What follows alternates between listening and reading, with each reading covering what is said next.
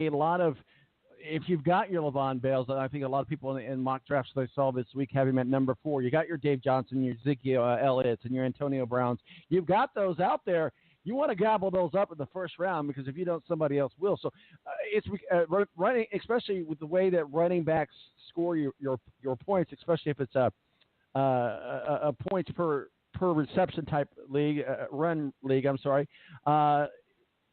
Running back first is a strategy. So, what are your thoughts about Antonio Brown? You know, again, going back to what Kyle was talking about, but Antonio Brown, I see him on the mock drafts all the way down to number 6. So, can we read something into the tea leaves with that? No, it's just really, I think this year's draft is leaning towards a more running back heavy, as we got a lot of big names now. You know, David Johnson's coming back, Le'Veon Bell, Todd Gurley. We have Alvin Kamara, which came out of nowhere last year. You know, is scoring a lot of points in fantasy football. We got Saquon Barkley, could be in a lot of people's top 5.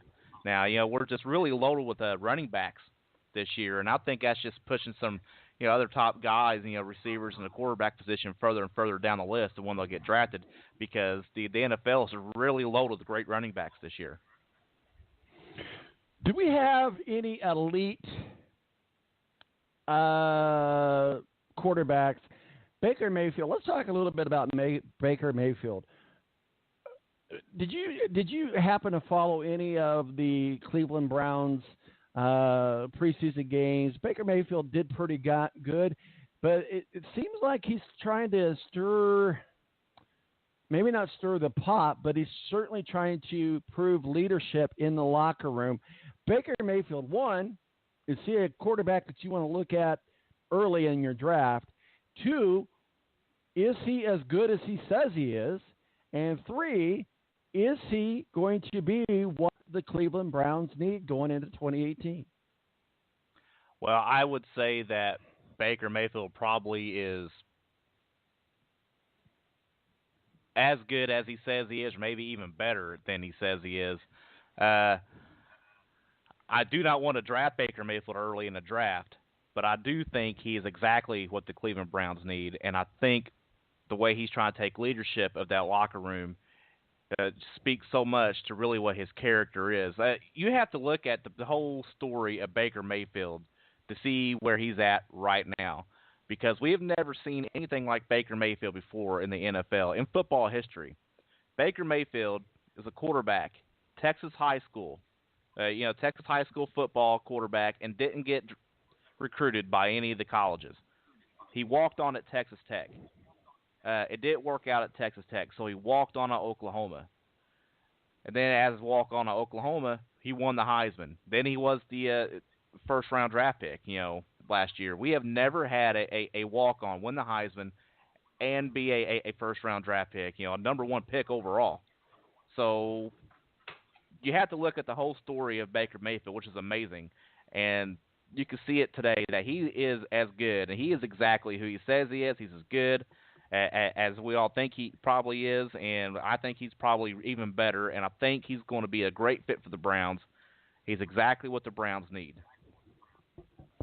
Let's talk about some of these other rookies that are coming in to the NFL that are going to be part of our structure when we're putting together our NFL draft team. We were just talking about running backs. Saquon Barkley, even though he only had the ball like 6 times. I don't remember his exact stats. But if you're a New York Giants fan, if you're a fantasy football fan, you got to be looking on Barkley as a top running back for your draft. Yeah, definitely. A lot of these mock drafts, he's a top 10 pick. But this is where we was talking about what should we call the show, preseason overreaction. I would just caution, you can't really take a lot from a preseason game, especially his first one, when half the guys that he's going against on the field are going to be selling used cars a month from now. So you have to really, it's great to see that he had that 39-yard run. It's really exciting. Everybody's excited to see Saquon Barkley. But you're going to have to pump the brakes a bit, too, because it's preseason, and you just can't take a whole lot from a preseason game. What do you think about Cam? We're talking about Cam Newton earlier, but on the serious side, Cam Newton could be a pretty good trade bait, trade commodity for fantasy teams this year in 2018. Well, it's just what the offense is going to look like now because now they got Christian McCaffrey and how they're going to use him. And Cam always plays hurt, and if he can stay healthy, he's probably one of the top 5 quarterbacks in the league. But he can't stay healthy. The question is his health. Absolutely. And also I want to take a moment here to do a little promotion for the Breaking Rank coming back on August 22nd. And that's just a little over a week away. We are going to also have our 2-hour college football special coming up on September 1st. College opening day, of course, the Notre Dame Irish and the Michigan Wolverines. And we've got some fun and we'll kind of save that, but a little teaser. We've got some a fun segment that Rick and I have kind of talked about putting together, and that's coming as well. So Breaking Rank, Rick, you're excited? Are you more excited about going to the Ball State Notre Dame game, or are you more excited about Breaking Rank? Well, I think I'm allowed to choose both in this situation here. So because they both involve me, so I could choose both. So but Breaking Rank is going to be it's actually going to be a really fun show because we're not going to break the top 25 down. We only have an hour for the show, so we can't even get into the full top 25 anyway. But the top 10 teams are deserving, not deserving, and why.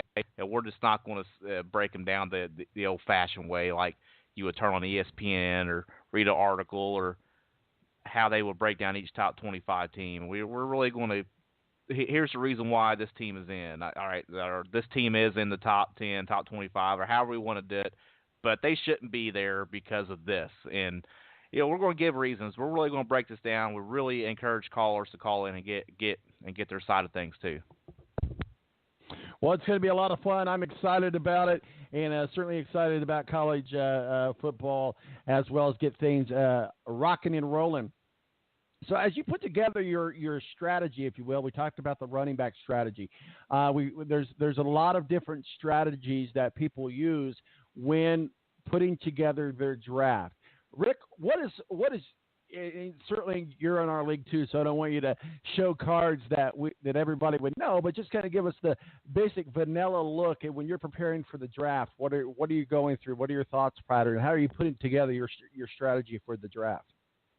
Well, it's just the way it's gone anymore the last few years, and it changes from year to every couple of years. Everybody's draft strategy changes. It just depends on what group is looks good. Is the wide receiver group in the NFL this year elite, or a bunch of great wide receivers. If you don't take a receiver or something your first time through, you can still get a pretty good one the second time around. You know what I mean? Same thing with running backs. It's really loaded running back heavy this year. Quarterbacks are is the group that's really fallen off because after you go Rodgers and Brady, Breeze maybe, I know Phillip Rivers scores a lot of points in fantasy football, but after those 4 guys, it really starts to take a dip in the quarterback. So do you want to go quarterback early just to try to get you a good one? Because a lot of these backs and receivers will still be on the board when your round 2 and round 3 gets back around to you, because the NFL right now is so loaded heavy with the running backs and receivers that I wouldn't encourage maybe going quarterback 1, but maybe you could. So you're a little more limited on quarterbacks anyway, because there's only the 30 starters anyway, or whatever it is, 32 starters. But the NFL right now is so deep with running backs and receivers that maybe you might want to try to take a quarterback first because there's less of them. Well, I find that I am not have ever been a big proponent of drafting quarterbacks early. I have always believed that quarterbacks will be there. And quarterbacks, as important as they are for your fantasy team, they're not really what is going to be the anchor for your team. And so I always try to draft late. Now, you'll see people like, I'm in the first round. No one's picked up Tom Brady. I got to get him. Or no one's picked up Aaron Rodgers. I got to get him. I'm going to tell you, it would have to be something extremely odd and something that was just anointed by heaven itself for me to take a quarterback in the first round. That includes Tom Brady. And let's have a conversation about Luck. We saw him play. Looks like he's good. Looks like he's healthy. But if you're a fantasy owner, you don't want Luck as a starting quarterback, maybe a backup quarterback for your bye week or something.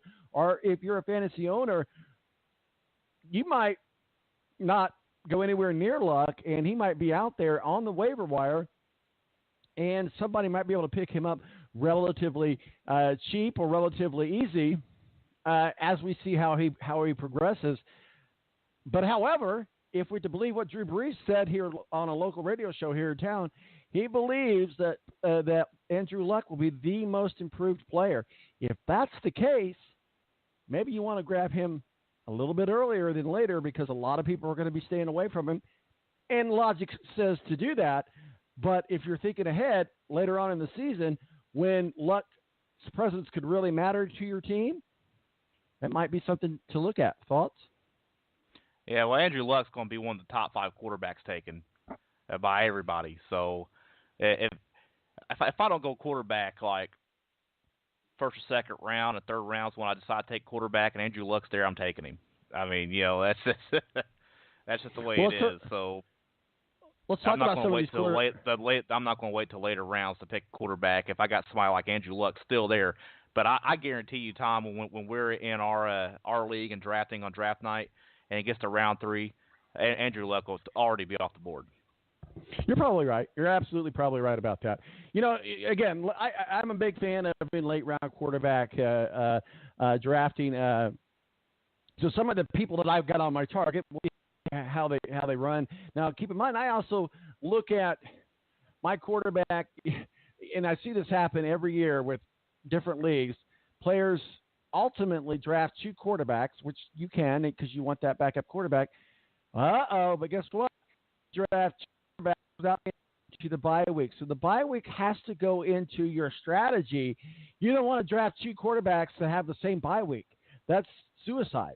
So some of the guys that are on my radar, you tell me what you think. Marcus Mariota, Dak Prescott, Alex Smith. I'm going to stay away from Jameson Winston. This might be a situation that I'm going to stay away from him. I know a lot of people are going to want Jameson you're right. Winston. I would too. His days are numbered there in Tampa Bay. I'd stay far away from him. Cam Newton would be one I would certainly look at. As you mentioned, Andrew Luck, and can't forget about Ben Roethlisberger. Now, if you're looking at your running backs, also you don't necessarily have to get the stud running back. As we know, what's going to happen in the top 5 rounds, you're going to see all Le'Veon Bell, Saquon Barkley, all these people just go wiping off the field. So you're not going to have a lot of choices, especially if you draft late into the first round or early into the second round. As far as your draft starts, you're going to have to look at some alternate type running backs. So Christian McCaffrey, Carolina Panthers, not a super stud, but certainly somebody that can bring points to your team. We don't want to look at him if all the major studs are off the board.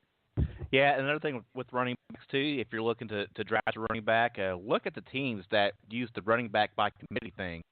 Use 2 or 3 running backs every game, because if you got running backs like that they're not going to get a lot of points because they're sharing the workload.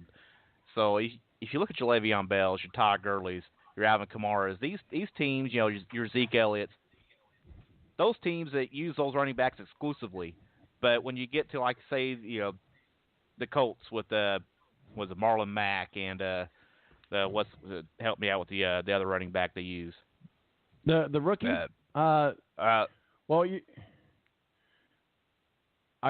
name. Yeah. Well, anyway, yeah, we're sports guys. We know exactly what we're talking about. Yeah. But anyway. Well, Frank Gore's gone, but Mack was hurt on Sunday. It's the other running back they used this year, because Marlon Mack kind of got banged up a little bit, and then they I can't think of his name. He's been with the Colts for numbers now. But anyway, those guys I kind of really want to stay away. Are you talking about Jack Doyle? No, running back, Tom. Oh, okay. I'm sorry. Those are the guys you want to stay away from them because they share the workload with another running back or two. Yeah, they're definitely going to have a running